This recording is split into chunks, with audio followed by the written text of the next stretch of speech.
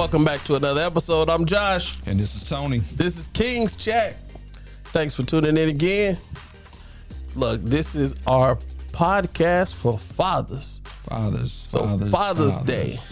We're gonna give you some heat. We're gonna give you something to work with as fathers watching the show, or even as wives watching the show. We're gonna give you some things to talk about as Father's Day is approaching.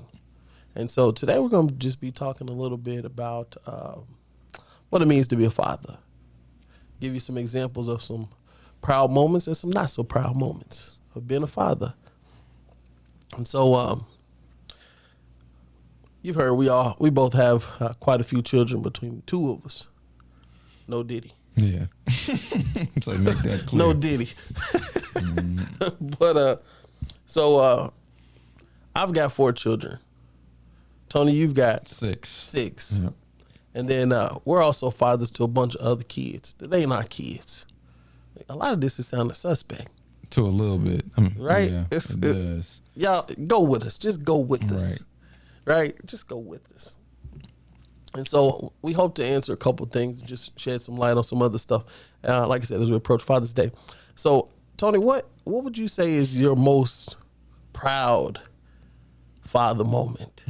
I would say currently at this time, the 3 oldest that we have, ranging from 22 to about to be 20, getting them out of high school as far as them graduating on time.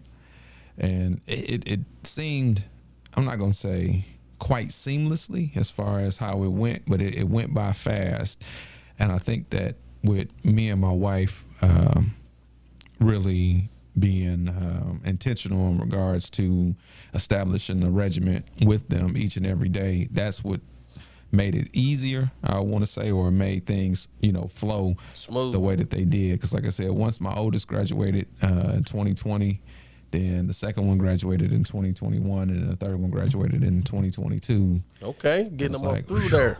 A deep gas. I mean, deep sigh of relief. Sigh of relief. There we go. Got the words right there. Yes, sir. Sigh of relief. So, knowing that again, we really. What were you worried about? What were you worried about with them being in high school? And you said a sigh of relief, like what was causing like that anxiety or that anticipation? Well, just knowing, what they face on a day-to-day basis in this, today's world in regards to the temptations and things that they easily can fall susceptible to. Yep. We didn't have any problems. A couple fights. But other than that's to be expected. Definitely to be expected. Especially if you got some boys. I ain't gonna say they better be fighting, but yeah, a fight is to be expected. Right. If you did school right, you got into a fight. Right. Yeah. So again, just the lack of, I would say, disappointing moments where it was just like, oh, they done did this or somebody done did that. Man, and we having to go up to the school or just anything that will but brought unnecessary grief upon our household. Man, was you one of the parents, like, if you got called to school, like, how some parents be like, oh, my child didn't do A, B, C. No, that ain't what little Johnny did. I know Johnny didn't do that. No, definitely wouldn't say that. But I mean, I would definitely also say that it better be some real explaining if I'm having to come up to the school, as far as it better be for a good reason, because I pretty much understand that my child or our children at that point in time don't really bother anybody or not, and they're not disrespectful. So it's like, what is it? What could have possibly happened that requires me to make an appearance to this school? So now my kids didn't bother people, but I taught them that if somebody bothers you, you finish it. It's the same way. I mean, I think that's universal. So I would go to the school full well knowing that my sons did exactly what they said they did. I'm like, hey, my son ain't do that. And then I'm like, hey, boy, why'd you do it like that? They got cameras. I'm like, hey, my son would never do that. He knows better than that. And I'd be pounding him on the side, like, hey, if he do it again, punch him in the mouth and stuff. He'll stop messing with you. Yeah. That sort of thing. But, yeah, I would go to the school sometimes knowing that they did it. And I'd still argue for my child because I know that they didn't start it. Mm-hmm. But I told them to finish it. And schools usually have a 0 tolerance. So, like, that was my anxiety, like getting my kids through high school. And I'm like, man, yes, got 2 through high school. I got a senior now. I got a sophomore. And I'm like, we almost there. We almost there. And so I got a son that's a senior and a daughter that's a sophomore. And then I got a senior in college. And then I got one son, he's like, he trying to figure it out. And so like as a father, for me, I'm like, man, you really got to figure it out because I can't take care of you your whole life. Yeah. You're not about to be a 40-year-old living in my basement or in the attic. Yeah. Well, I know from previous conversation that we've had on here and about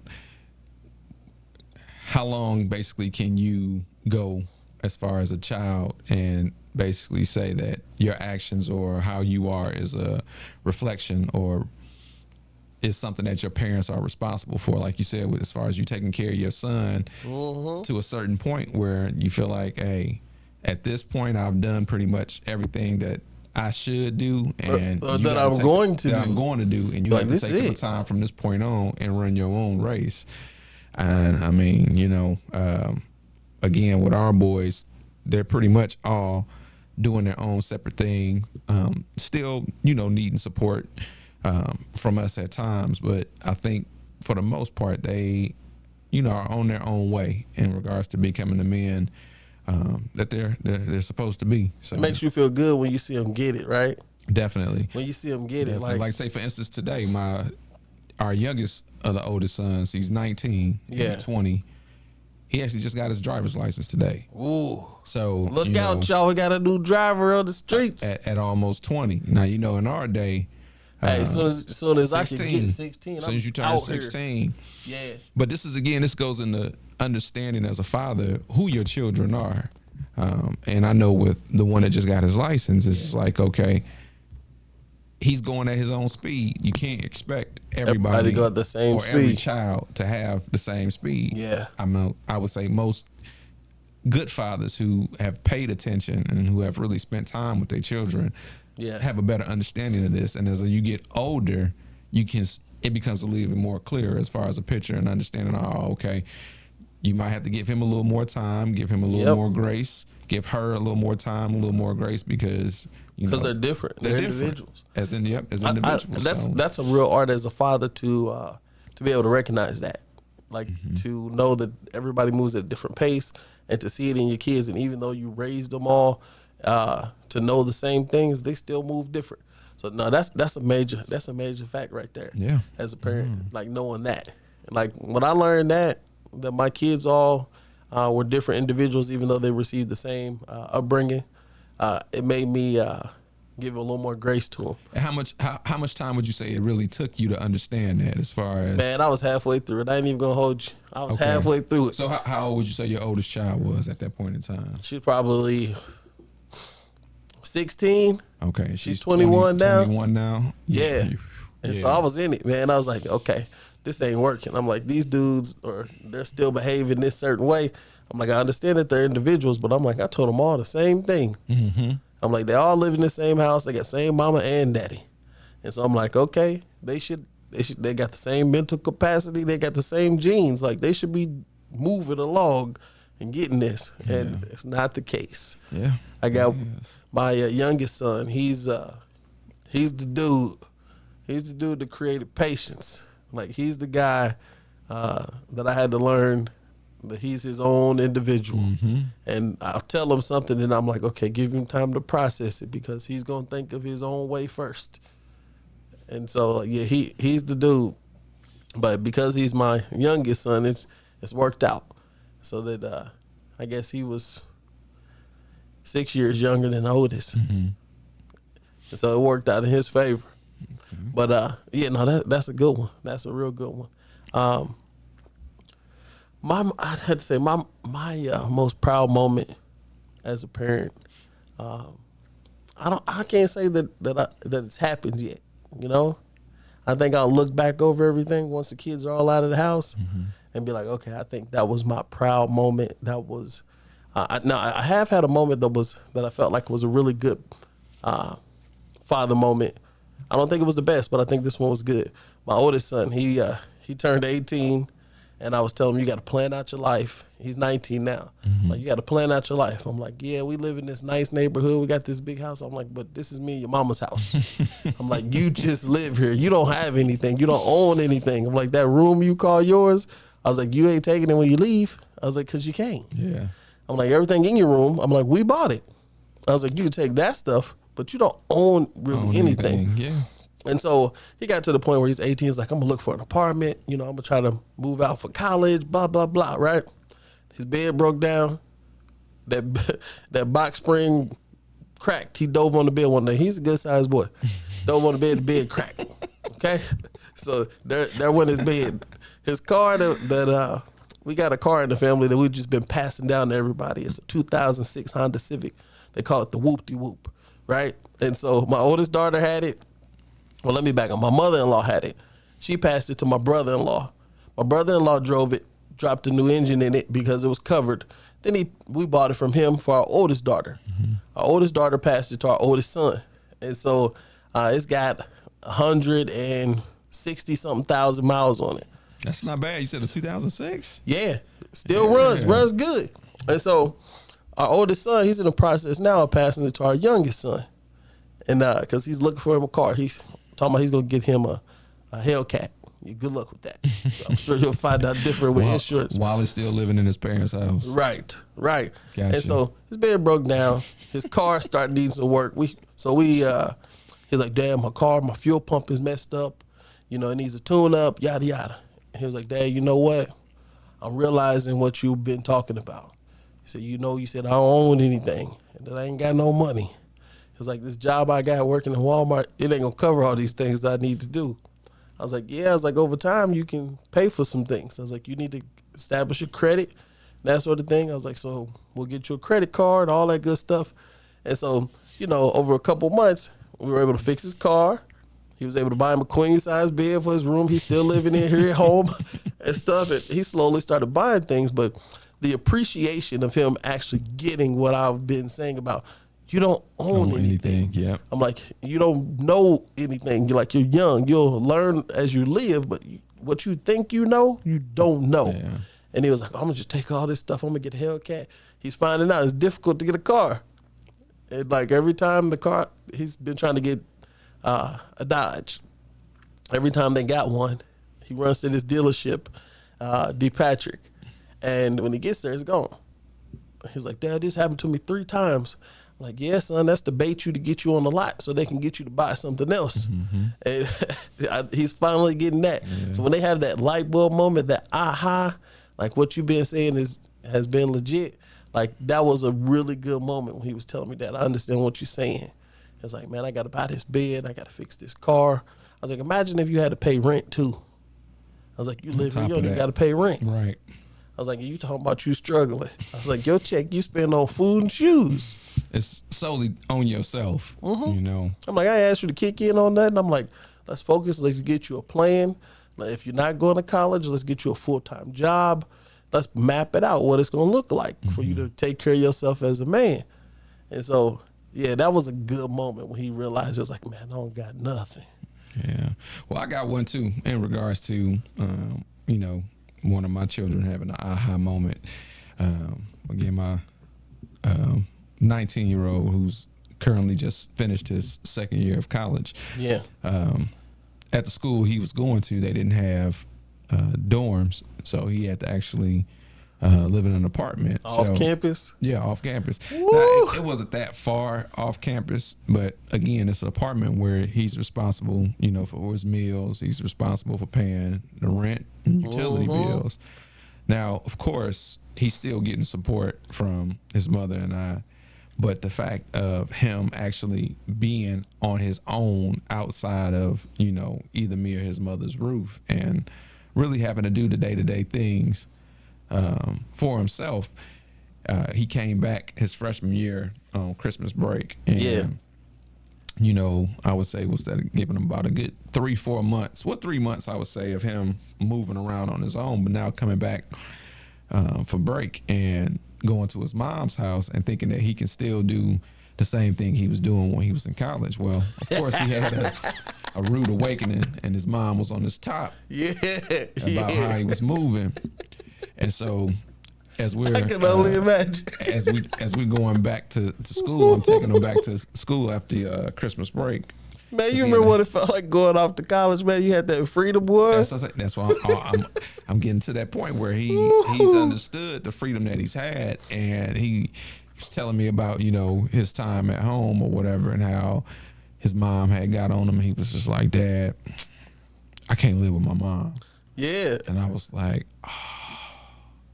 I'm glad you understand. He came to that actualization on his own. That I've been able to take care of myself. Mm-hmm. I know what I need to do, and I can do it. Yeah.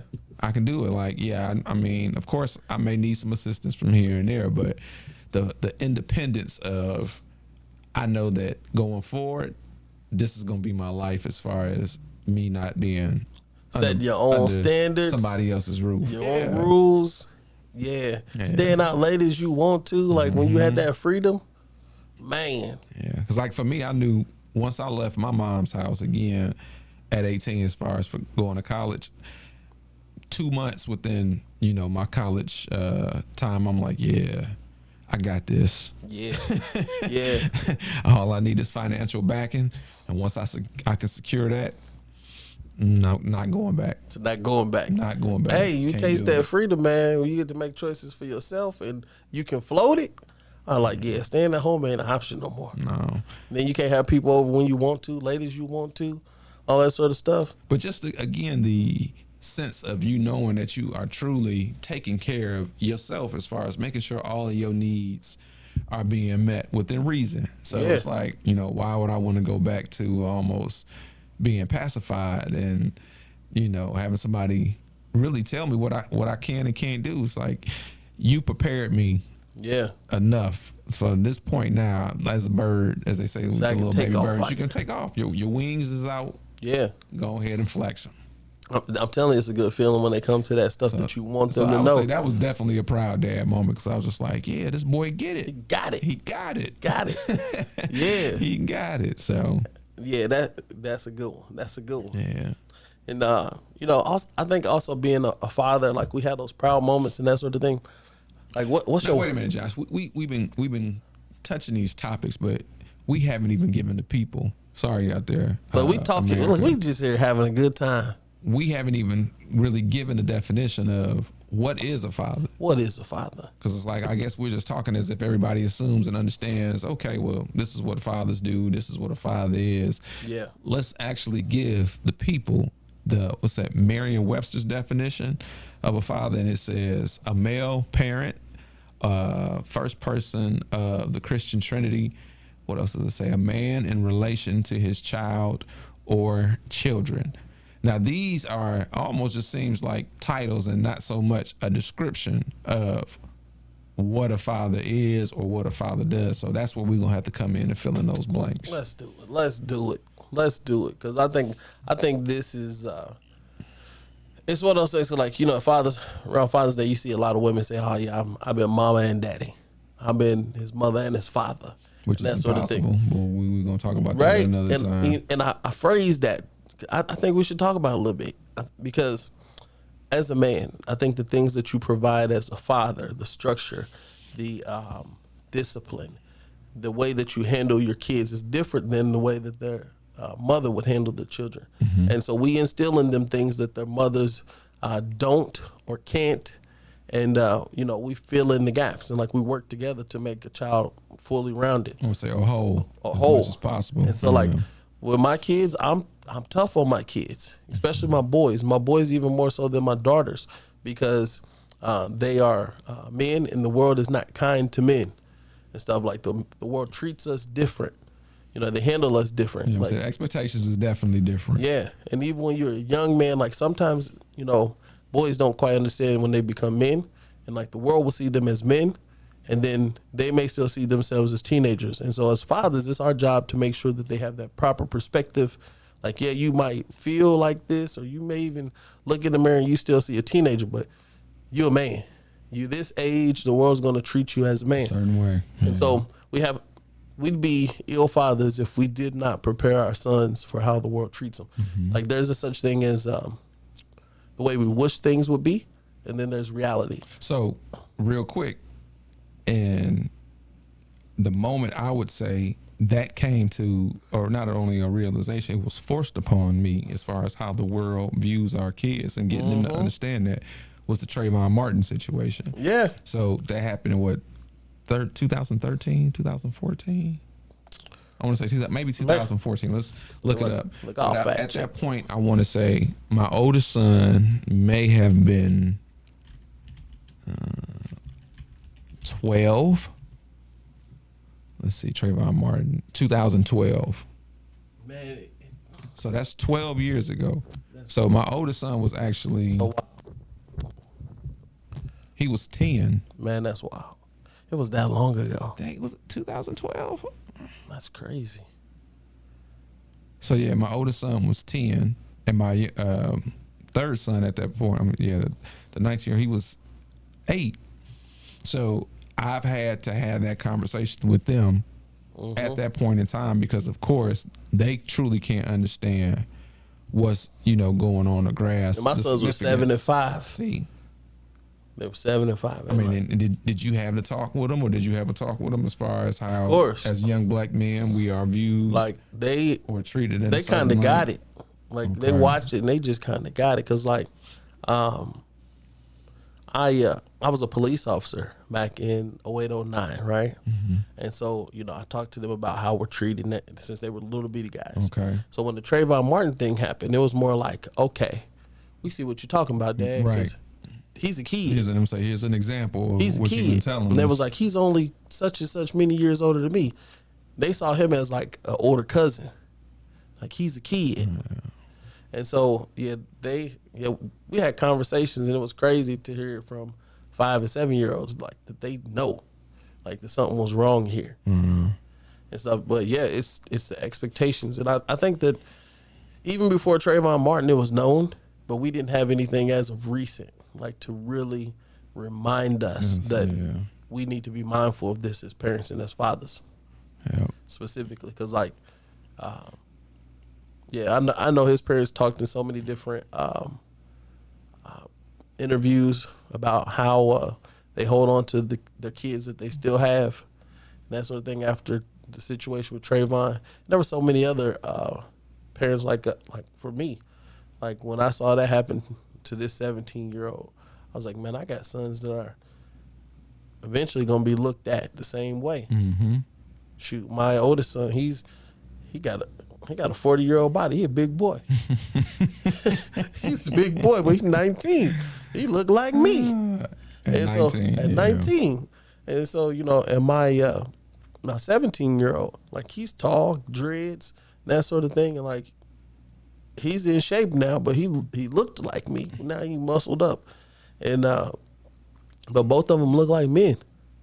And it's like, nobody sees a baby face in black boys, unfortunately. Or not even a baby face, just knowing them for who they are, the immaturities and all of the things that come with it. You know that I can look at them and see that they have baby faces and stuff. But I think culturally, I know what that looks like. The hint of innocence that they still embody. And the posturing that they do. Yeah. Even though they're big and muscular and that sort of thing, the posturing that they do. And so like as a father, I know that when I'm talking to a young guy who is speaking with a lot of bravado and he's acting tough, I know how to address that as a black man, speaking to another black teenager, child, whatever the case may be. Everybody didn't know how to do that. Right. And so like, you got sons at different points, they challenge you and that sort of thing, or they want to wrestle and that sort of stuff. And you know how to deal with that, and you still recognize them as kids, because you can oftentimes slam them by just weight shifting and manipulation, stuff that they don't know.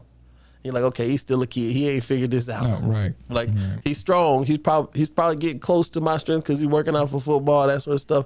But he doesn't know how to manipulate his weight and do all that sort of stuff. And so those are telltale signs that you're dealing with kids too. The mental capacities that they have, how they deal with their emotions. Right. And that's the biggest thing I would honestly say.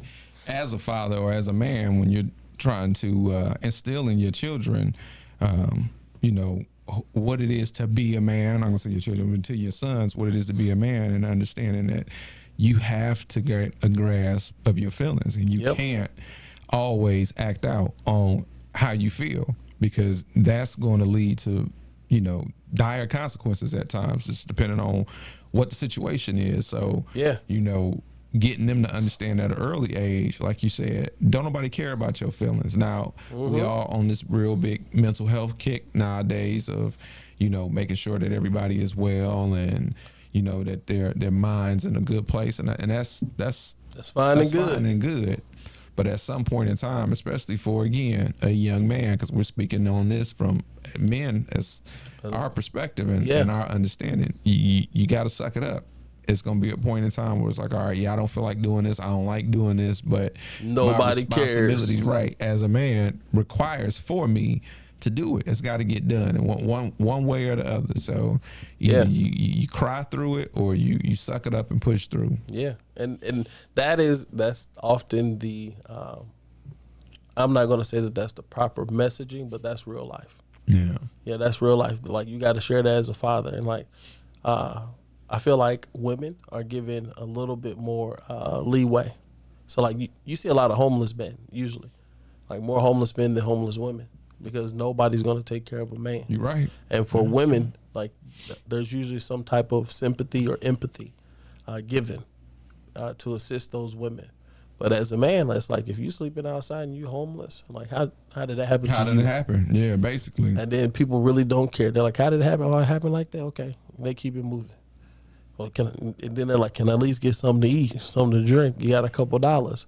People are less apt to give that to men, because they're like, okay, if you can talk and you can stand, you probably should be working somewhere. Right. Work. That's basically what it boils down. You could be doing something than what you're doing right now. And so the grace and the leeway is not given.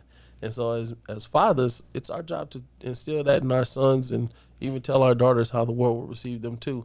And so you know, I tell my daughters how men are, that sort of thing. I put them on the game. And so all y'all young dudes coming this way, I'm telling them everything. And I'm glad you kind of pivoted it to the daughters, because it's like, we've been talking a lot from the point of view as far as talking to our sons, but it's like, okay, you got daughters too. So as a man, what is it that, you know, you feel is probably one of the most important things that your daughter should know about another man? So yeah, they all trying to get some. I'm telling it, they all trying to get some. Yeah, he might be nice, act like he don't care about it. Yes, he do. Yes, he do. So I know, and every time I meet these little young boys, I'm like, hey, what's up with you, man? Look, your fist bump. Don't think you're gonna get nothing over here. Like, I'm watching. You gotta tell them, because we know we've been in them boys' age before. We have, but I mean, before it even gets to that point, I think you really jump from, I'm not gonna say one extreme to but this is where I'm at in life right now. This is where you at. That's where I'm at in life right now. I've got 2 girls who are 13 years old, and it's like, I haven't even really had the who likes you and why you like this person talking. I'm like, bro, you jump right over my head, because again, you have somebody who, if you need a Mike Lowry, somebody to talk crazy in the background, hey, call me. I'm all for it. Call me. But again, like you said, as far as for your daughters, like with me, one of the biggest things that I wanted to make sure that my 13-year-old daughter, or daughters that that they understand, is that it's nice to have your own things, and what's what I want to say? It's not so much be independent, but at some point in time, I'm gonna say you should, but as far as you sharing your life with someone else, with a young man, that in that relationship, you have to make sure that you're able to work. I'm gonna say so much 50-50, but don't expect it to be one-sided, and don't put yourself in a situation where you're dependent on it being one-sided or not. So, ooh, Tony, that's a good one. Yeah. That's a good one. And it takes a father, I think, to teach that, because I think when mothers raise children on their own and they're telling their daughters be independent, that sort of thing, they're not telling them, okay, be independent if you got to, but also be soft enough to work with somebody, and flexible enough to work with somebody. There you go. And stuff like I think that messaging gets missed. Be independent. You take care of yourself. You have your own money. You do this, this, and this. I ain't saying not to do all of that sort of stuff, but also be flexible. Be flexible that if the right person who treats you right comes into your life, that you can work with them, and you're not so independent that you don't want to hear anything anybody else has to say. Mm-hmm. Yeah, that's a good point. That's a good point right there, Tony. Yeah. And like, I've taken my daughters on dates so they know what a man is supposed to do, like opening up doors, pulling out chairs, that sort of thing. What it's like to go out to a restaurant so that they're not surprised when somebody says, "Oh, take you to this nice restaurant, girl, you beautiful." Like she'd heard it before. Right. And it so ain't new. She know it already. To a certain extent, feel obligated. Well, he did this for me, so I have to do this. And nope. Like, no, that's not how it works. Nope. Been on plenty of dates, and this ain't even the best one, sir.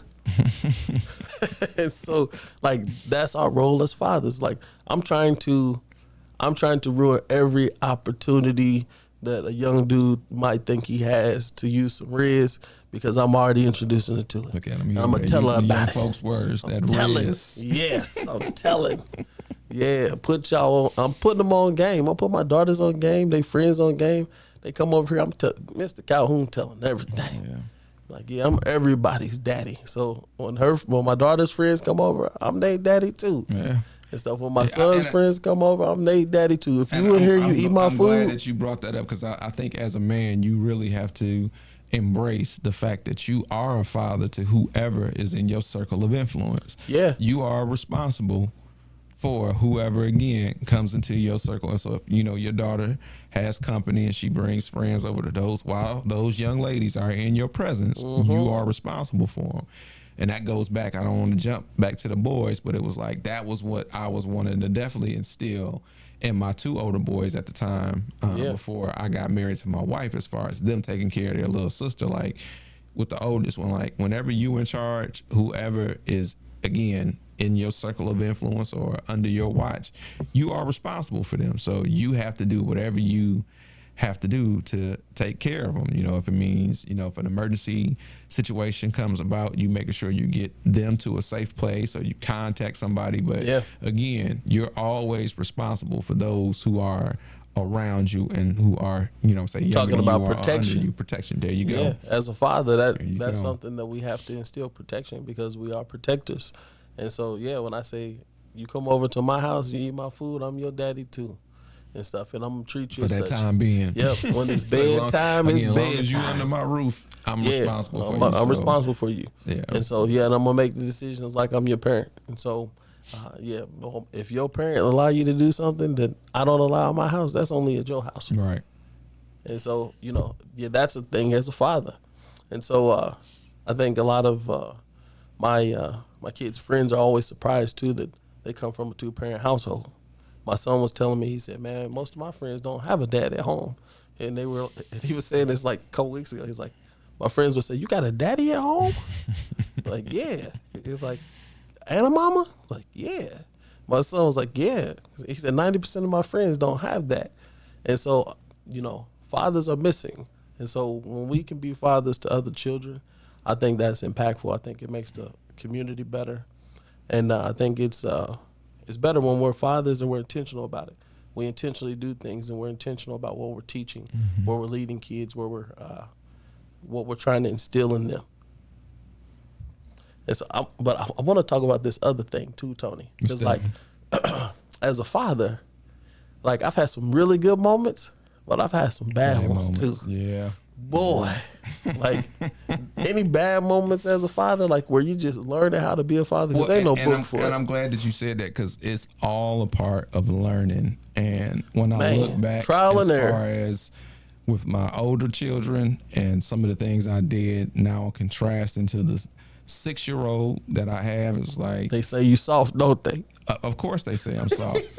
Because again, this is where, like you said, the not so proud moments. Yep. Because a lot of times my reaction or treatment to them, depending on whatever it was that was done, was an immature or incorrect action at that point in time. So now that I've gotten older, I'm going to say now that I've gotten older, but thankfully the Lord has wised me up, and that I saw, the error of my ways. I would be a fool to continue to operate that way when I know like this is not the most effective, or this is not the best way to, conduct yourself in regards to however you treating your children. Facts. Or whatever lesson that it is that you may be trying to teach them.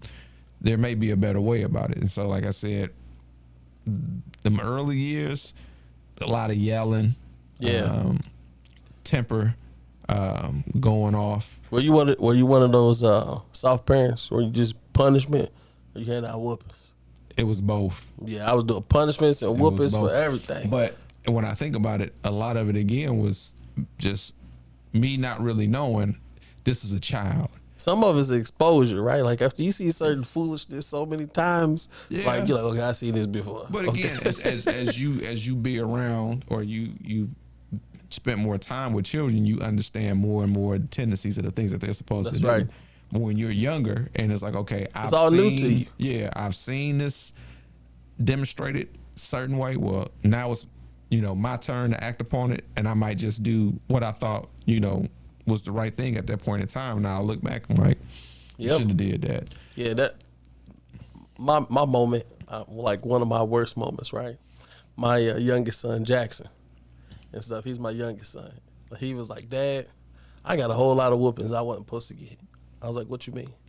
And stuff. He was like, there was stuff that I got whooping for that I didn't even do. And so like now that they're older, we talk about it and stuff. That's like, Dad, you used to just say, everybody come in here and get a whooping. So when you ask a question and nobody answers, everybody come and get a whooping. I was like, yeah, that was group accountability. I was like, somebody was supposed to tell. Yeah.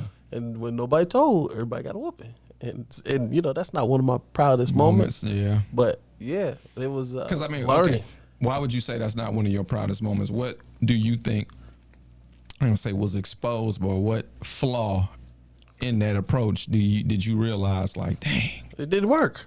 Okay. Like it didn't work. Like they held it down like they was in a gang. They didn't tell nothing. Like they was like, ain't nobody snitching. And everybody just got a whooping. And so it was, and I'm like, punishment for everybody because one. And then they still it didn't make them the next time snitch, tell the truth. Like so it was ineffective. It was ineffective. Yeah. And it's like looking back on it, I'm like, yeah, that was stupid. Yeah. Like, that was stupid and stuff. And now, my older kids, they're like, Dad done got soft. He talks to people now. I'm like, yeah. I'm matured. I'm like, let's talk about this. And then like as parents, we grow too. Our children grow with us, and they know what it was like when we were young parents and the parents that we are now. So when they say that we're soft, it's really that we've learned from the mistakes. And so like most recently, I learned that I'm not buying my kids a car. I bought my oldest daughter a car, and then everybody wanted a car. I was like, I got to buy a car every 2 years? I was like, I can't do it. And y'all better pass this car down. Here's another point. As a father, what you do and how it plays out is you set the precedent. You do. So whenever you start something for one child, you got to continue it. You better do a good job of explaining to the other. You got to go back and edit it and clean up, like erase, delete. This ain't for everybody. We can't do this again. This is tailor made. But again, that's what fathers are expected to do, to set the precedent. Like this is what's to be expected. And I think, really for a household, that's one of the major things I would say, fathers are responsible for, as far as getting everybody on the same page and everybody knows what to expect and what's going to happen or what's going to go on a day-to-day basis inside these four walls of our home. You spell it out. So look, if you've heard anything today and you received something, let us know. Please, if you got something else to share, let us know. Hit us up. You can find us on YouTube under at King's Chat.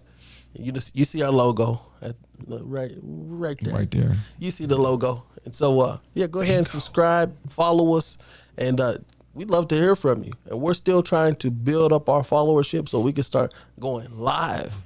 And we're gonna be doing some live shows at some different places and that sort of thing. So we out here. Be looking for us. Happy Father's Day to all the fathers out there. Happy Father's Day to the real ones. Stay strong. For sure. Until the next time, this has been King's Chat. Thank y'all. And we out. Peace.